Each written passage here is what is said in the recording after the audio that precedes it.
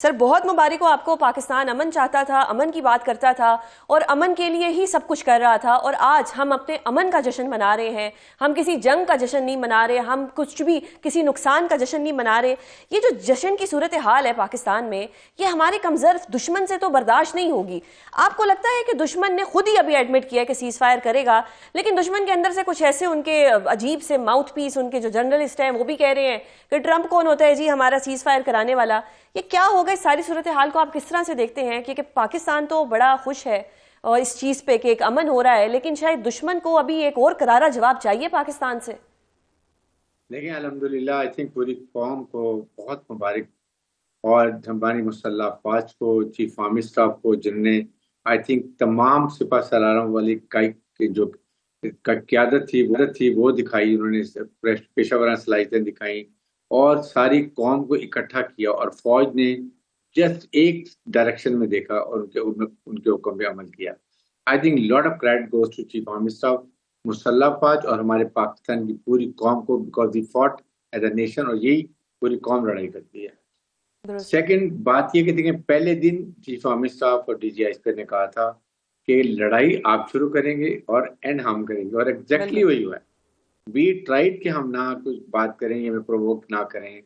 कभी ये ड्रोन फेंक रहे हैं, कभी इन्होंने पहले जहाज लिए, अपने जहाज गिरा भी लिए, फिर हमारे मासूम बच्चों को शहीद किया। और हमने बिल्कुल। कहा था कि will hold you accountable for children, and we promise. और ये जितना कुछ हमने इनके साथ किया, ये हमने इन मासूम शहीदों के नाम पे किया है। और उसमें हमने यही कहा कि हम सब मिलिट्री टारगेट्स पे जाएंगे, किसी सिविलियन को शहीद नहीं करेंगे। बिल्कुल। और जिस तरीके से पेशा वराना तरीके से, प्रोफेशनल तरीके से हमारी एयरफोर्स ने, हमारी ग्राउंड फोर्सेस ने, हमारी नेवी ने जो ये ऑपरेशन किया, it is commendable. This Indeed. Speaks volume of thing के कितने हमारे ट्रेन हमने टेक्नोलॉजी में, साइबर वॉरफेयर में, उसके बाद नॉर्मल ग्राउंड फोर्सेस में, एयर में, everywhere we have beaten like hell. बिल्कुल और सर। ये इनको समझ नहीं आ रही थी जब इनके हमारे एयर बेसिस उड़ गए, ब्रह्मोस इनके जहाँ तक स्टोर था, बहुत बड़ा इनके जो मिसाइल थे, सारा वो उड़ा दिया। S-400 जो एम मिसाइल थे वो इनके चले गए, इनके सारे बेसिस चले गए। सप्लाई डिपो जो उड़ी में सारा कश्मीर में जाता है वो सारा खत्म कर दिया। And we did from Srinagar to Gujarat, north to south, everywhere we were there. बिल्कुल और सर। एंड में इनकी चीखें निकल गई। बिल्कुल ये सर। भागते फिर रहे थे कि किसी तरीके से हमारी जान बख्शे। Then they approach president of USA कि खुदा के लिए हमें बचाओ, ये हमारे ऊपर क्या हो रहा है। सर ये बड़ा और हमारा उसके बाद कैलकुलेटेड मूव था कि हमने पहले दुश्मन एब्सोल्यूट की ताकत देखी और हमें अंदाजा हो गया कि भाई दुश्मन कितने पानी में है, और जिस तरीके से हमने इनके ऊपर फिर अटैक किया और 9 से 12 घंटे में इन्होंने घुटने टेक दिए, ये तो पाकिस्तान के लिए एक बहुत बड़ी अचीवमेंट है। और ये जो इस वक्त डॉग फाइट हुई है, मेरे ख्याल से इसको हिस्ट्री में लिखा जाएगा कि किस तरह से पाकिस्तान ने रिटेलिएट किया, कितने अच्छे तरीके से किया और कितने पुरअमन तरीके से किया। इस वक्त जो हमारे लिए खुशी की बात है वो ये है कि हम तो सीज फायर की बात शुरू से कर रहे थे, लेकिन इस वक्त क्या आपको लगता है कि इंडिया में मातम हो रहा होगा और मोदी साहब अपनी फेस सेविंग के लिए अब क्या करेंगे? उनके पास तो कोई ऑप्शन नहीं रहा।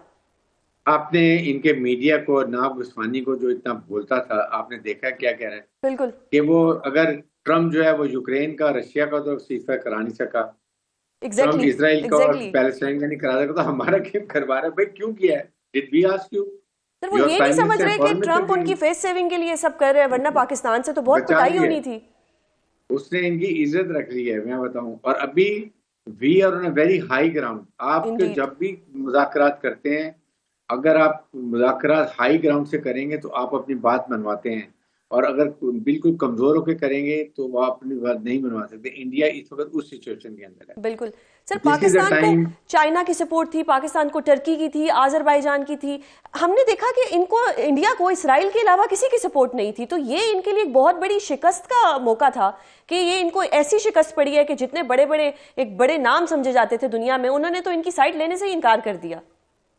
First time India was isolated, totally isolated, and Pakistan was really looking कि जी हम एक proper mature responsible nuclear state with very better hardened army हम नजर आए। बिल्कुल। और आई थिंक अब दुनिया ने एक्नॉलेज करना शुरू कर दिया है कि really Pakistan is a six और seventh nuclear state with fighting battle hardened army. Sir. ये आपको फर्क चला। एंड हमारी मिसाइल टेक्नोलॉजी एक एक इंच इंडिया का हमारी रेंज के अंदर है। बिल्कुल अभी तो हमने सिर्फ फतेहबान इस्तेमाल की है, अभी बहुत चीजें पड़ी हुई है इनको सॉर्ट आउट करने के लिए। सर, अब ये और जो इस सीज वक्त फायर के ऊपर हम बात करेंगे तो इसमें क्या मसला कश्मीर डिस्कस होगा? क्योंकि ये मसला तो हमेशा रहेगा और जब तक मसला कश्मीर है ऐसे कोई ना कोई हरकतें इंडिया की तरफ से होती रहेंगी। तो आपको लगता है कि देखिए हमने तो दुश्मन को जवाब भी दिया है, लेकिन दुश्मन जैसा कि मैंने पहले कहा कि कम ज़र्फ है, तो अभी कुछ क्या होगा इस पे? हम मसला कश्मीर डिस्कस करेंगे और दोबारा क्या दुश्मन ऐसी हरकत करेगा? देखिए, हमें तीन चार चीजें लाजमी डिस्कस करनी है व्हेन वी सिट डाउन।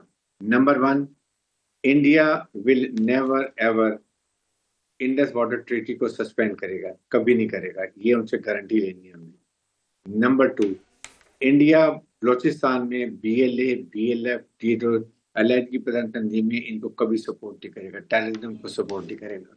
बिल्कुल नंबर तीन, इंडिया टीटीपी और खरासान ग्रुप जो है पाकिस्तान का, आईएसएस का, उनको सपोर्ट नहीं करेगा। सही। नंबर, कभी पाकिस्तान को इंटेंशनली इम्प्लीकेट नहीं करेगा ये फॉल फ्लैग ऑपरेशन में, अनलेस इंडिपेंडेंट इंक्वायरी करा के उधर से जो बात आएगी वी विल एक्सेप्ट इट, सही। राइट। सही। And last, Kashmir will always remain an agenda point, it is unfinished agenda. इसको क्योंकि नाउ पूरी दुनिया ने रियलाइज कर ली है कि Kashmir is now a nuclear flash point, जो पाकिस्तान हमेशा कहता है, सही। एंड नाउ अब रियलाइज कर लिए। इसलिए as per the aspiration of the United Nation resolution, कश्मीरियों को हक खुद अरा दे दिया जाए, जिसके साथ इलाहा करना चाहते हैं करें, ताकि ये हमेशा के लिए खत्म हो। और 370 जब तक नहीं होता, 370 और 35A शुड बी एब्रोगेटेड, ताकि ये दोबारा उसी जो उनका नॉर्मल स्टेटस है कश्मीर का वो बहाल किया जाए। आई थिंक हमें अब, हम स्ट्रांग हैं, इसको इतनी मार पड़ी है, इतने जूते पड़े हैं, और मेरे ख्याल में आप देखेंगे ये 6 महीने के अंदर ये इनकी अवाम इसको जूतों का हार पहना के मारते हुए ले जाके गुजरात के रेलवे स्टेशन पर इसको चाय का खोखा लगा के देंगे, जहां से ये आया था वहीं पर चाय बना के लोगों को बेचे। बिल्कुल सर। सर, अभी सीएनएन और बीबीसी भी ये बात मान रहा है कि हमने इतना जो फिजाई ताकत थी वो इतनी इस्तेमाल की कि जो इंडिया था वो घुटने टेकने पर मजबूर हो गया। ये जो डॉग फाइट थी इस पे आप क्या बात कहेंगे? क्योंकि मैंने तो अपनी अपनी पूरी जिंदगी में कभी इस तरह की डॉग फाइट का सुना ही नहीं था, ये फर्स्ट टाइम मेरी नॉलेज में आया। इसमें आप हमारे डिफेंस सिस्टम को और अफवाज पाकिस्तान को कितना क्रेडिट देंगे? आई थिंक क्रेडिट इसलिए है कि हमारे pilots, they are fully trained, उसके बाद वो प्रोफेशनल हैं, दे हैव लॉट ऑफ जज्बा ईमानी है, उनको शहादत का शौक है। उसके बाद वो अपने मुल्क अज़म, उनका इरादा पे पक्के हैं, उनका एक एम है कि हमने कश्मीर लेना है।